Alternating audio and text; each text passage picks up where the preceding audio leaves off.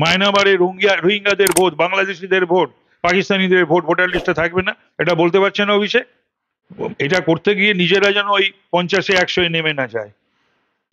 যে মায়ানমারের রোহিঙ্গা, পাকিস্তানিরা এবং বাংলাদেশিরা ভোট দেবে এবং সেই ভোট পেয়ে তৃণমূল সরকার গড়বে আর মমতা ব্যানার্জি নবান্নের 14 তলায় গিয়ে বসবেন।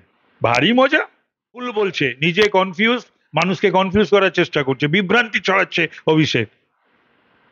দেশের মানুষই ভোট দিয়ে সরকার গড়ে, দেশের মানুষই ভোট দিয়ে সরকার গড়বে। কেন বলতে পারছে না এটা, বা বলাতে পারছে না যে একটাও, যেমন আর কি, যেমন ওর পিসির অঙ্গুলি হেলনে কাজ করেছিল আরিজ আফতাব, আর ওই সুশান্ত উপাধ্যায় করেনি, ওই রাজীব সিনহা করেছিল বা মীরা পান্ডে করেনি।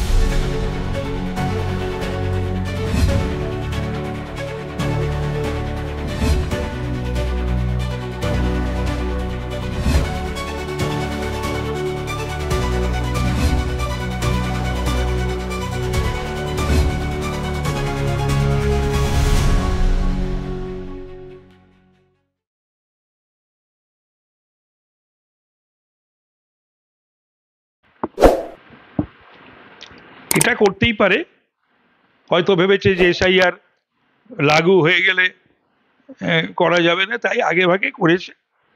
এক, সেটা নিয়ে কোনো চিন্তিত নয়। ইলেকশন কমিশনও তো বলেছে যে করতে পারে। এখন অনেকদিন তাদের হয়েও গেছিল, ডিউ ওভার ডিউ হয়ে গেছিল।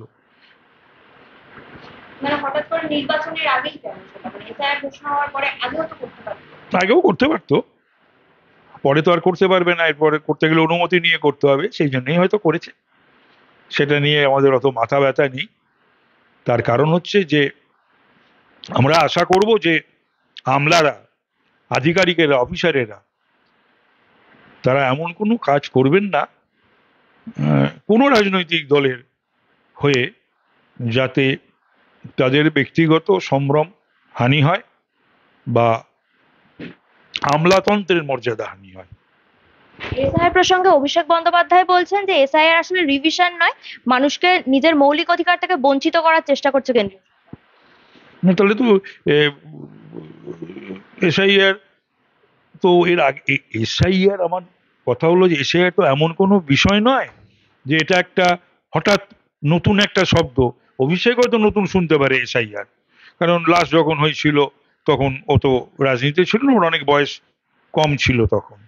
কিন্তু এটা স্পেশাল ইন্টেনসিভ রিভিশন। কিন্তু ও রাজনীতিতে জয়েন করার পরে অনেকবারই কিন্তু ইন্টেনসিভ রিভিশন এবং সামারি রিভিশন হয়েছে, তো সেটা তো ও জানে। এবং ইলেকশন কমিশনও একটা নতুন সংস্থা নয়, তো এটাও একটা প্রতিষ্ঠান, যে প্রতিষ্ঠানটা একটা স্যান্টিটি রয়েছে এবং স্যাংশন রয়েছে কনস্টিটিউশনে, যে তোমরা নির্ভুল ভোটার লিস্ট করবে এবং নির্বাচন করবে। তো সুতরাং এই সমস্ত কথাবার্তা বলে নিজেরই যে কথাবার্তা এমনি কম টম বলে, এই সমস্ত কথাবার্তা বলছিল যারা, তাদের দিয়ে বলালে, বাট এই সমস্ত কথাবার্তা বলে নিজেরই যে রাজনৈতিক একটা যে ওজন বা উচ্চতা, সেটা খর্ব করছে, ও হালকা হচ্ছে। কিন্তু এই যে বাংলাদেশি রোহিঙ্গাদের জন্য আমাদের এসআইআর হচ্ছে, মমতা ব্যানার্জি একটা সময় 2002 সালে উনি বিরোধিতা করেছিলেন ডেপুটি স্পিকার। আরে সব সময় মমতা ব্যানার্জি ভোটার লিস্ট নিয়ে সব সময় বলতেন, সব সময় আন্দোলন করতেন, সব সময় পার্লামেন্টে গিয়ে বলতেন, ইলেকশন কমিশনে বলতেন, এখানে বলতেন, কত মিছিল মিটিং আমরা করেছি ভোটার লিস্ট নিয়ে, এবং উনি পার্লামেন্টে আলোচনা চেয়েছিলেন। অভিষেক বন্দ্যোপাধ্যায় বলছেন যে এর আগে দেশের মানুষ ভোট দিয়ে সরকার নির্ধারণ করতো, প্রধানমন্ত্রী নির্বাচিত করতো, কিন্তু এখন সরকার দেশের মানুষই না, ভুল বলছে, নিজে কনফিউজ, মানুষকে কনফিউজ করার চেষ্টা করছে, বিভ্রান্তি ছড়াচ্ছে অভিষেক। দেশের মানুষই ভোট দিয়ে সরকার গড়ে, দেশের মানুষই ভোট দিয়ে সরকার গড়বে। কেন বলতে পারছে না এটা, বা বলাতে পারছে না যে একটাও ভুয়ো ভোট, ভারতীয় নাগরিক নয় এমন কারুর ভোট, মৃত মানুষের ভোট, অস্তিত্বহীন ভোট, মায়ানমারে রোহিঙ্গাদের ভোট, বাংলাদেশিদের ভোট, পাকিস্তানিদের ভোট ভোটার লিস্টে থাকবে না, এটা বলতে পারছে না অভিষেক। আর আমি ওদের সঙ্গে সুর মিলিয়ে বলছি, একটাও বৈধ ভোট বাদ যাবে না। কারণ একটাও বৈধ ভোট বাদ গেলে যার ভোট বাদ যাবে সে এবং বিভিন্ন রাজনৈতিক দল, সামাজিক সংস্থা বা সমাজকর্মী, রাজনৈতিক কর্মী, আমরা অন্য রাজনৈতিক দল, তারা আমরা দেখবো, সেটা আমরা বলবো। বৈধ ভোট বাদ দেওয়ার জন্য এসআইআর নয়, গুলিয়ে দেওয়ার চেষ্টা অভিষেকের। উনি বলছেন যে পছন্দসই ভোটার বেছে নেওয়া হচ্ছে। এটা কখনো হয় নাকি? কোটি কোটি কোটি কোটি ভোটার পছন্দসই, এখানে কি বলতে চাইছে বুঝতে চাই, আমি বুঝতে পারছি না। তো পরিষ্কার করে বলুন, বরঞ্চ এই সমস্ত কথাবার্তা গুলো বলে নিজেকে খাটো করছে, নিজেকে হেয় করছে। উনি বলছেন যে একই ভোটার লিস্টে 2024 সালেও লোকসভা নির্বাচন। এটা তো কি হয়েছে, 2024-এর আগে ইন্টেন্সিভ হয়েছে, সামারি হয়েছে, 2002 এর পরে তো এসআইআর হয়নি। এবার তো দেখা গেল এখন তো বহু জায়গায় তো তারা ব্যাকও করছে। আজও আমি খবর পেয়েছি বহু জায়গাতে বর্ডারেতে এই এসআইআর এর জন্য সব পালাবার পথ খুঁজছে, ফিরে যাওয়ার পথ খুঁজছে। তাহলে পরে তো তারা ভোট দেবে। তার মানে কি এইটা বলতে চাই অভিষেক যে মায়ানমারের রোহিঙ্গা, পাকিস্তানিরা এবং বাংলাদেশিরা ভোট দেবে এবং সেই ভোট পেয়ে তৃণমূল সরকার গড়বে আর মমতা ব্যানার্জি নবান্নের 14 তলায় গিয়ে বসবেন। ভারী মজা। উনি বলছেন এই একই যদি ত্রুটিযুক্তই হয়, সেই ত্রুটিযুক্ত ভোটেই তো উনি সাংসদ হয়েছেন, প্রধানমন্ত্রী নির্বাচিত হয়েছেন। তাহলে পরে কি একটা ত্রুটি যা হয়ে এসছে, তাহলে পরে অর্ডিন্যান্স কেন হয়, তাহলে পরে সংবিধান সংশোধন কেন হয়, তাহলে পরে পার্লামেন্টে বিল কেন আসে, অ্যাসেম্বলিতে বিল কেন আসে? যেটা চলে আসছে তার মধ্যে যদি কোনো ভুল বা ত্রুটি থেকে থাকে তাহলে সেই ভুল বা ত্রুটি তো সংশোধন করতে হবে। সেই ভুল নিয়েই যাবজ্জীবন কাটালে চলবে নাকি? লোকসভাতে ভোট হয়েছে, এটা ডিসলভ করে দাও না, সেটা ও পার্লামেন্টে গিয়ে বলুক, ইসিতে গিয়ে বলুক, যেখানে যেখানে গিয়ে বলুক। তবে এটুকুনি বলতে পারি যে এসআইআর হলে এবং ঠিকঠাক ভোট হলে পরে 7,11,000 ভোটে কখনো জিতবে না অভিষেক।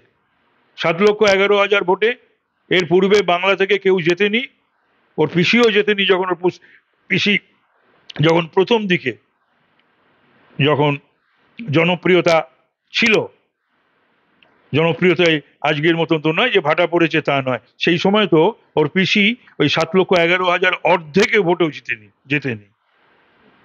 অন্যদিকে উনি বলছেন যে যখন বাংলাদেশ থেকে বা মায়ানমার থেকে, মেঘালয় থেকে রোহিঙ্গা ঢুকছে তখন কেন আটকানো হচ্ছে না? ঠিকই কথা, তাদেরকে আটকানোরও কথা। যেমন এটা হচ্ছে দুটো জিনিসই, কেন্দ্র এবং রাজ্য দুটো সরকারেরই দেখার বিষয়।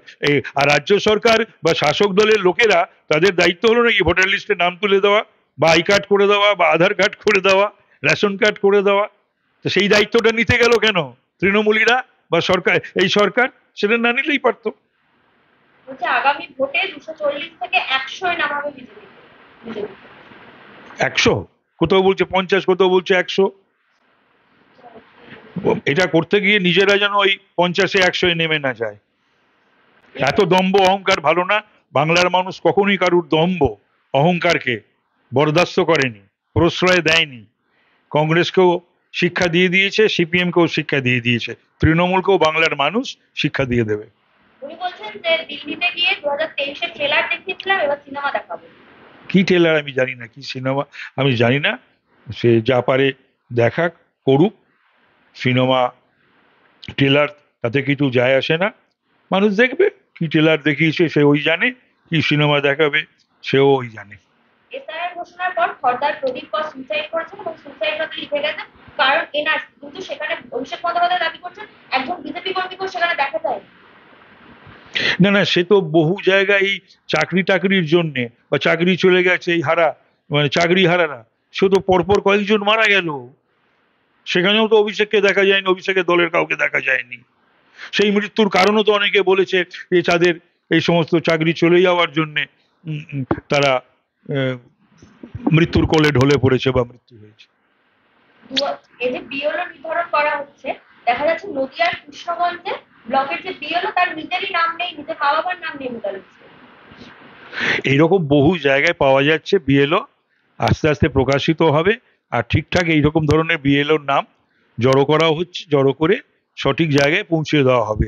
যে ক্রাইটেরিয়া করে দিয়েছে বিএলও হওয়ার, ইলেকশন কমিশন। তার মধ্যে যারা পড়বে তারাই বিএলওর কাজ করবে, যারা পড়ে না তারা তো করতে পারবে না, তারা করবে না।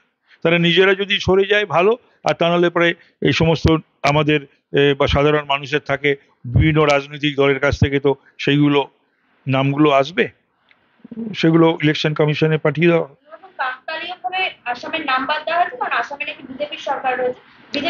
বিজেপি সরকার শুধু আসামে নেই, অভিষেক শুড নো যে বিজেপি সরকার আরো 19টা জায়গায় রয়েছে। ওখানে সুপ্রিম কোর্টের নির্দেশে একটা চলছে, এনআরসির কাজ চলছে।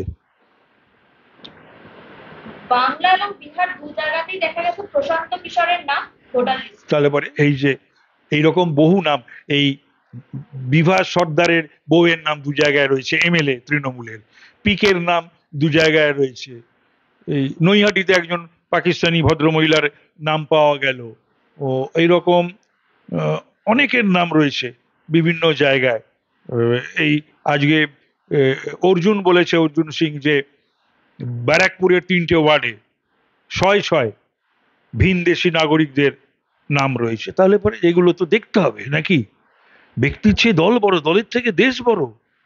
শুধু ক্ষমতার লিপ্সায় তার জন্য আমার দেশ বিপন্ন হবে এবং তাদের নাম ভোটার লিস্টে থাকবে, এটা কখনো হতে পারে? এখন শেষ প্রশ্ন, অভিষেক বন্দ্যোপাধ্যায় বলছে কার অঙ্গুলি মিলনে কাজ করছে চিফ ইলেকশন কমিশন, এবং বাংলাকে ওই যেমন আর কি, যেমন ওর পিসির অঙ্গুলি হেলনে কাজ করেছিল আরিজ আফতাব, আর ওই সুশান্ত উপাধ্যায় করেনি, ওই রাজীব সিনহা করেছিল বা মীরা পান্ডে করেনি। এসিসি কে মানে স্টেট ইলেকশন কমিশনকে যেমন মুঠোর মধ্যে নিয়ে, বা আরিজ আফতাবকে 6 বছর মুঠোর মধ্যে নিয়ে, তো সেইটা ওরা জানে, সেটা জানে বলেই অন্যদের মধ্যে সেই দোষ খুঁজে বেড়ায়। অসংখ্য ধন্যবাদ।